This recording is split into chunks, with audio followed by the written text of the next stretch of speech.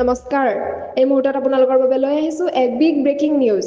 অসমৰ লক্ষ লক্ষ পৰিয়ালৰ বাবে আজি এক অতি গুৰুত্বপূৰ্ণ দিন 2025 বৰ্ষৰ HSLC অৰ্থাৎ হাই স্কুল লিভিং চাৰ্টিফিকেট পৰীক্ষাৰ ফলাফল আজি পুৱা 10:30 বজাত ঘোষণা কৰা হ'ব এই কথা অসম ৰাজ্যিক বিদ্যালয় শিক্ষা পৰিষদে জানিবলৈ দিছে এই ফলাফল চাওক চৰকাৰী পৰিষদৰ ৱেবছাইট www.sebaonline.org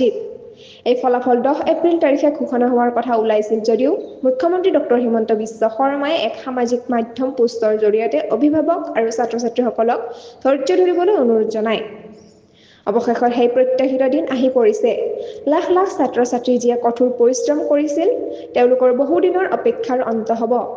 আমাৰ চেনেলৰ পৰা সকলো HSLC পৰীক্ষাৰ্থীক শুভকামনা জনাইছো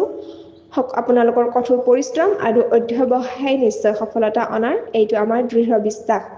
এনে ধৰণৰ খবৰ পাবলৈ অসম নিউজ এক্সপ্ৰেছ চেনেলটো সাবস্ক্ৰাইব কৰক লাইক কমেন্ট শেয়াৰ কৰিবলৈ নাপাহৰিব ধন্যবাদ